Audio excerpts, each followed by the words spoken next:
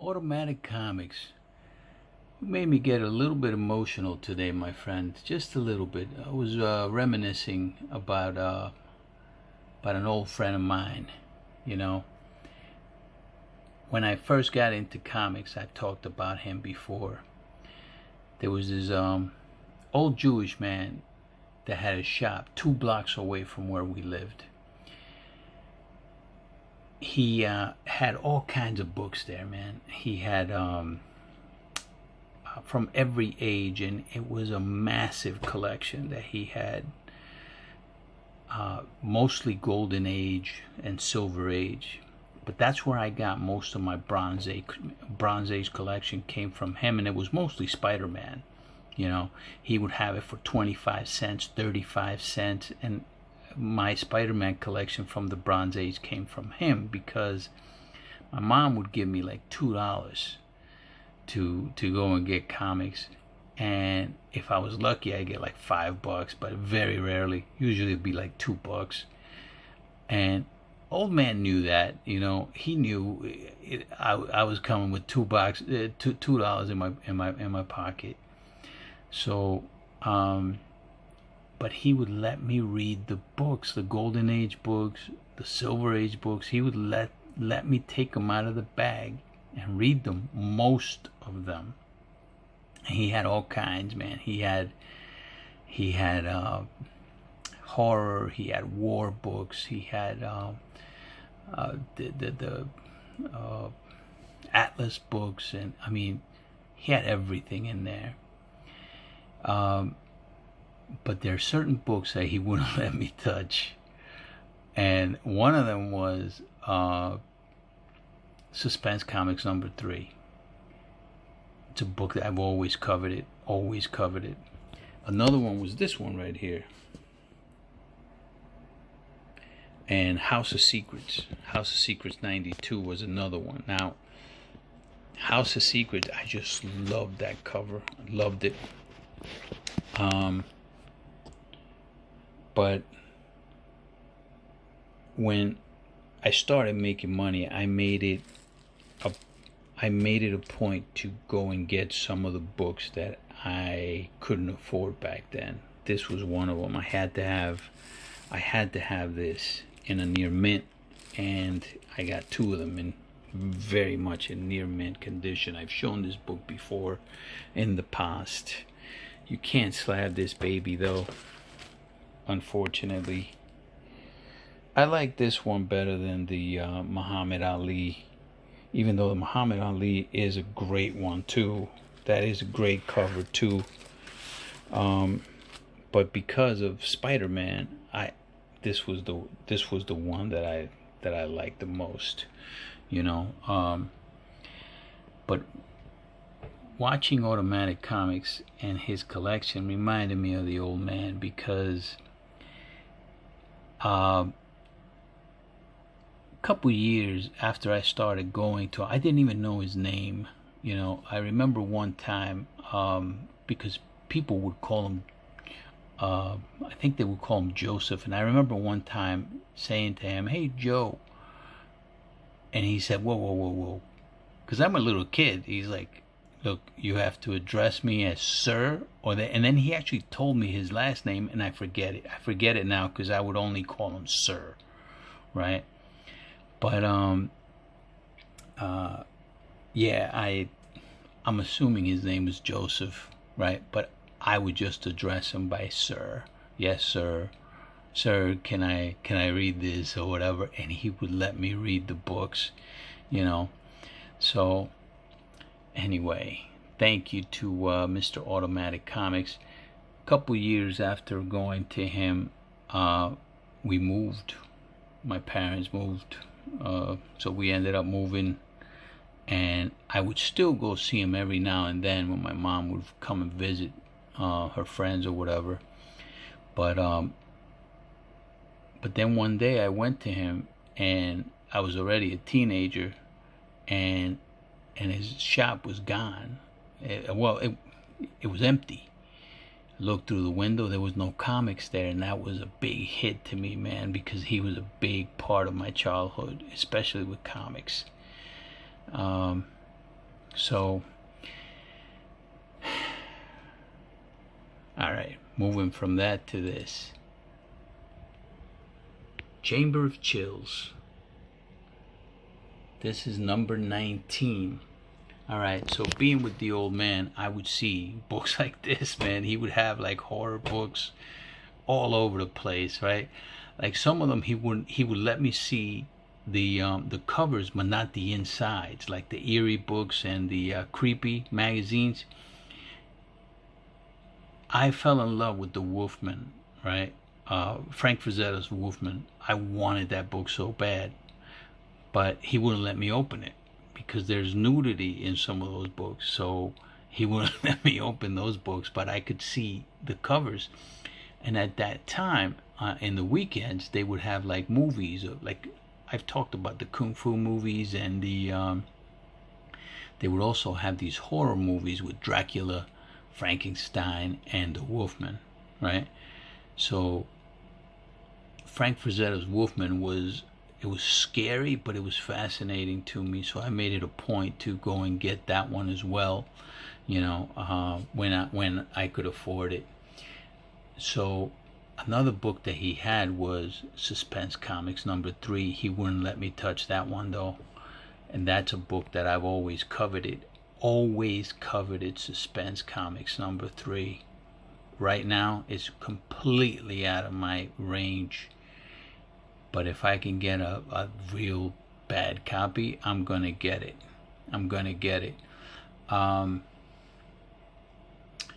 I believe that he had it for around $25 back then, man. $25, and I couldn't afford it because I had $2 in my pocket. Go figure, right? Go figure. My favorite of the Chamber of Chills is the one before this, number 18. They have this guy getting a haircut and a shave, and I don't know if you guys could check it out. Maybe you can go on eBay and check it out. Chamber of Chills number 18, and the barber looks like he's straight out of you know, like he came straight out of an acid bath, you know. It's great. The artist name is Lee Elias.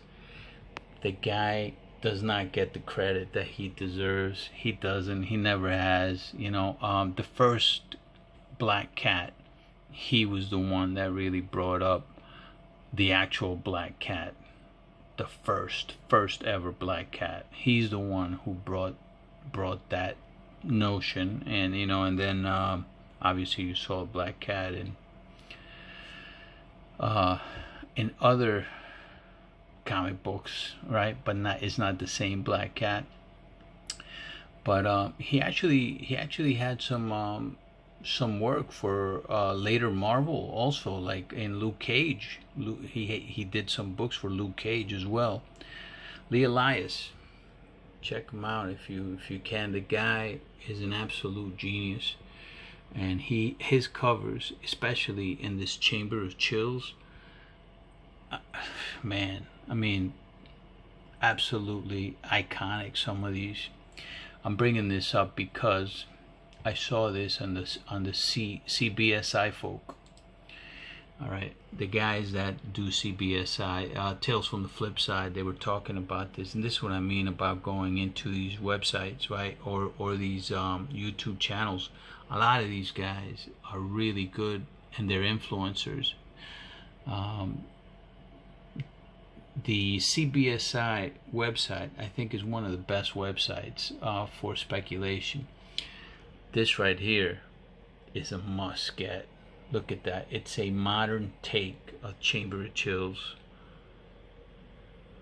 And that's going to go on sale. Now, I emailed Mr. Gallagher. This is actually John Gallagher that's doing the artwork. Tremendous artist. Tremendous artist. I can't tell what's on the sleeve there, but I'm assuming he's going to have the, probably the skull. I'm assuming he's going to have a skull there. He has to. And because he's death. That is death, my friends. That is death. And Mr. Gallagher, I asked him, does he know when this is going to go on sale, and at what time, because CBSI, they only said it was on Tuesday, but they didn't say the time. So according to Mr. Gallagher, it's going to go on sale Tuesday in Wanted Comics. Wanted Comics. Right there.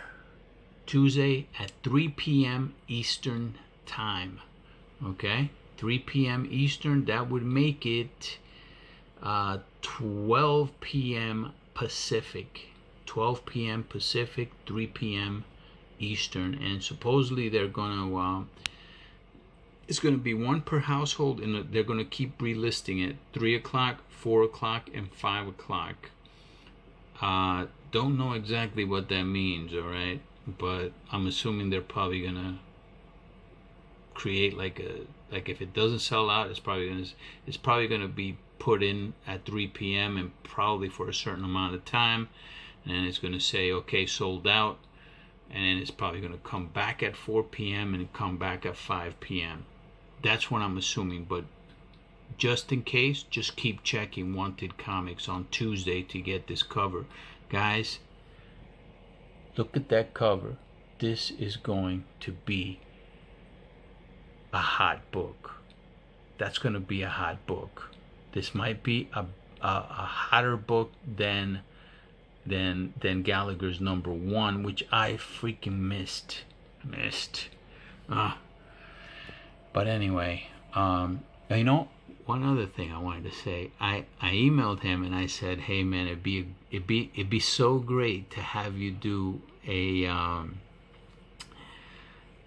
suspense #3 homage, you know, one of these days. And he said, he emailed back, he said, you know what, I think I'm going to pitch that. To these guys, see what they say. So imagine if he does a suspense 3 for the next one, or for one of, I'm going to be all over it. In case you guys see the suspense 3, in case I don't see it and he does it somewhere else, please let me know, okay? Please let me know, because I am all over that. I'll take the day off just to get that book, man. I'll take a day off. All right, let's talk about another book. All right, gotta give credit where credit is due on this one, okay? The Drifting Gamer. Drifting Gamer. Put this up on the message boards. This is what I'm saying, man. I leave a lot of stuff out, and these guys, they catch up and they put really good stuff on these message boards. This is Scott's Collectibles right here. This is going to go on sale on Sunday. This, well, by the time I post this, it's going to be today. Today at 4 p.m. Eastern. Now, for those in the UK, Pete, that's you, my friend. 9 p.m. And I'm saying Pete because I know Pete commented one time. I was like, man, I wish they had these in the UK.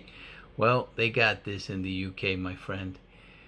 9 p.m. UK time. Set your alarm clock, okay? This is going to be super hot. This is a wraparound cover. This is the final issue for now of Something's Killing the Children. It's not going away, guys. This is a break that Tynan is taking. Okay, he said he's taking a break from this for now. All right, I think he's going to concentrate on Department of Truth, actually.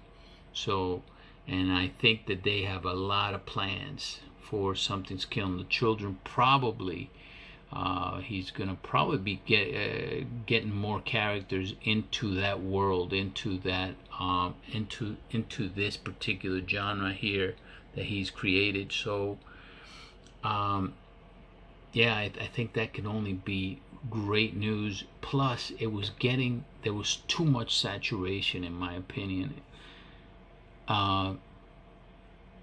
Boom Studios is licensing this is their biggest property, but they're licensing this out so much that I don't know.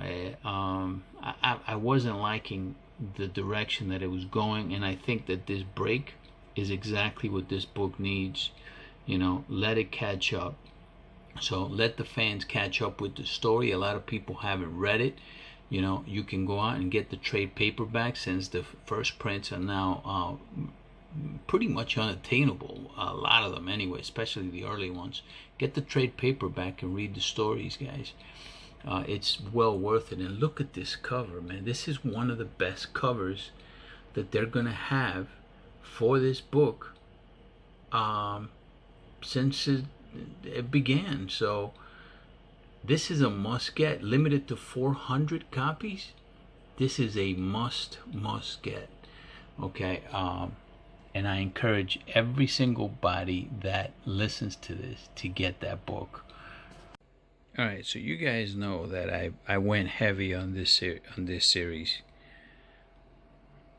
If you've been watching this channel, you know that this is a very big spec for me. And at this moment, I don't even consider it a spec anymore. But I went heavy on the number ones. Mainly on the number ones is what I went heavy on, right? And there's books here that, like that book, I don't believe you're gonna see this. I'll show you the serial number, because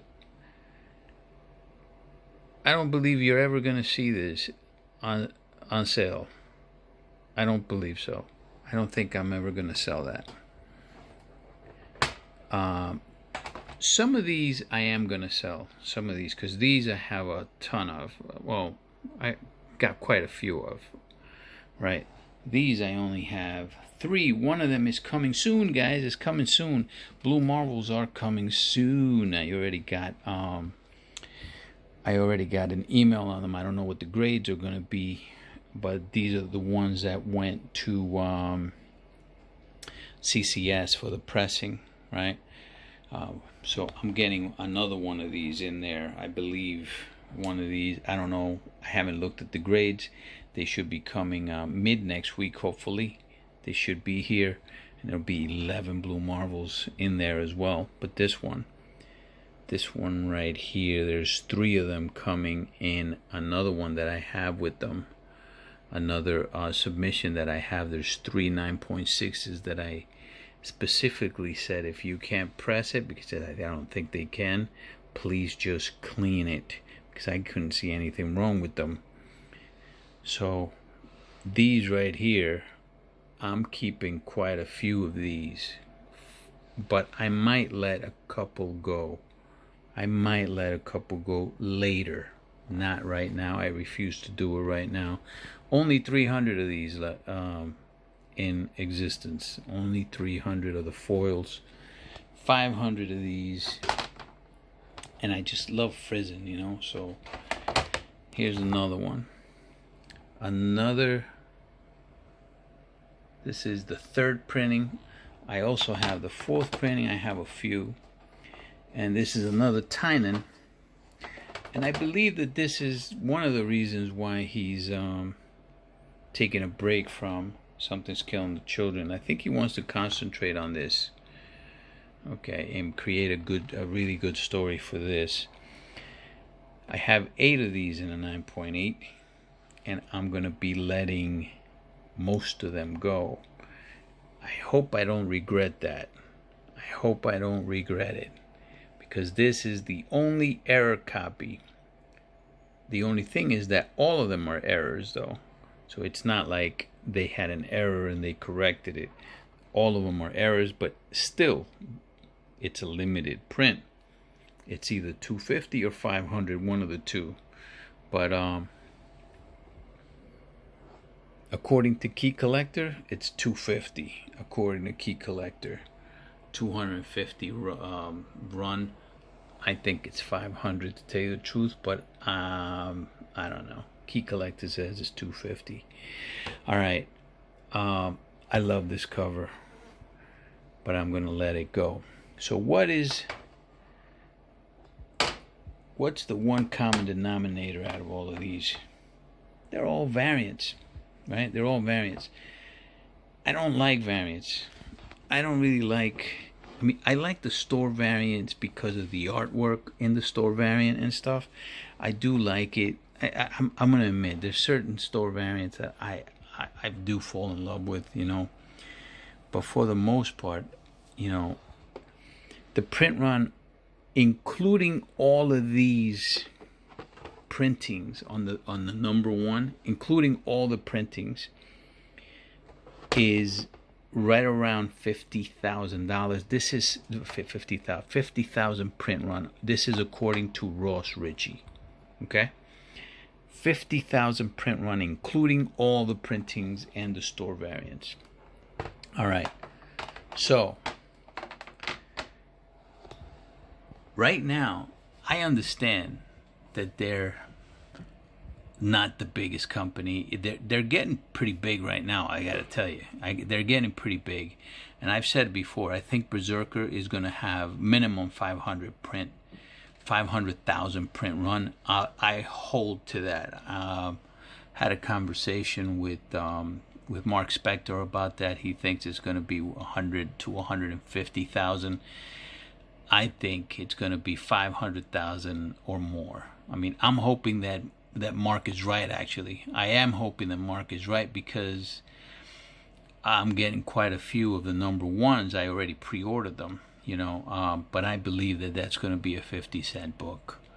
You know, I think the value is going to be in the retail variants, you know, but we'll see what happens with that book. It's messed up that they had so much time to plan after you know, everything went haywire with COVID, and the print got delayed, so they got creative, and then now they have, you know, they just created a frenzy for that book that I believe is going to end up in a print run similar to the 90s, you know, for that book and that book only.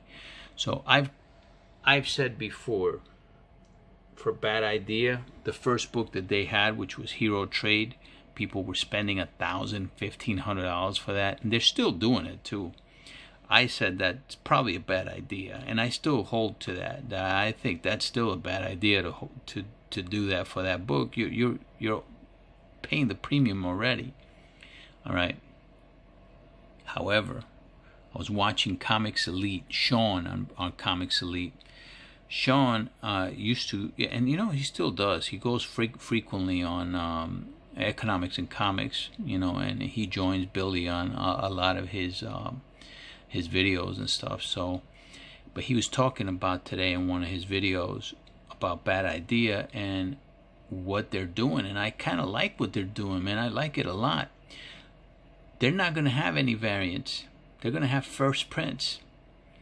And any printing after that is going to be called not a first print. I can't tell you how much I love that. I do love that. Yes, I have all of these variants here, right? But I love this, man. I think that's and they have. I mean, look at that. Matt Kent is doing ENIAC. Matt Kent again. Well, I don't. The other Zeb Wells, I think he's a pretty good writer too, you know. I would say, guys, if you can go to your local comic shop and see if they can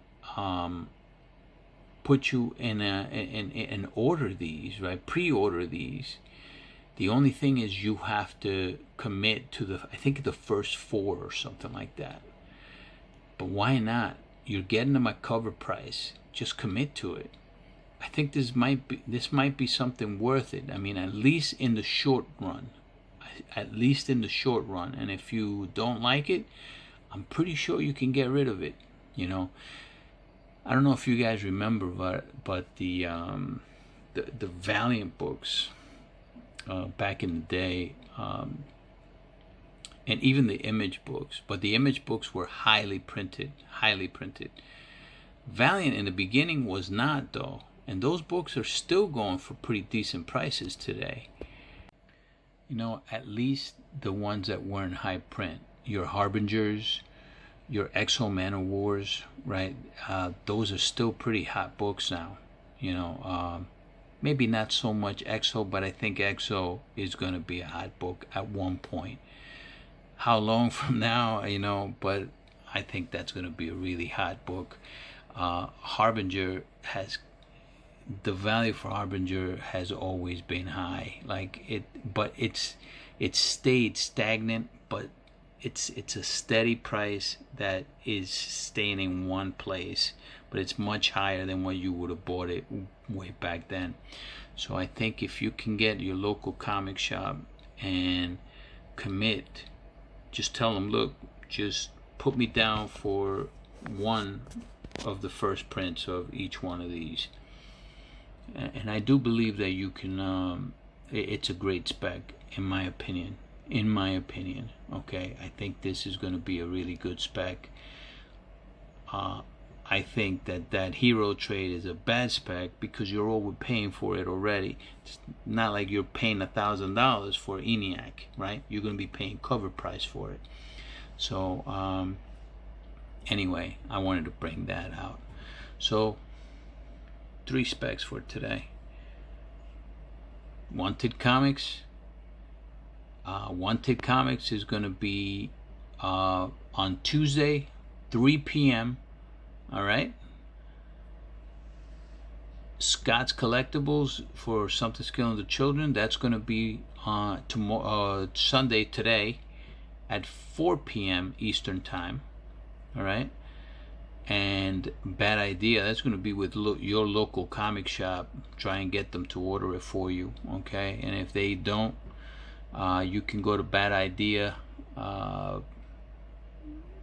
website and you can check to see who has it around your area, and maybe you can call them so they can pre-order it for you and maybe mail them to you.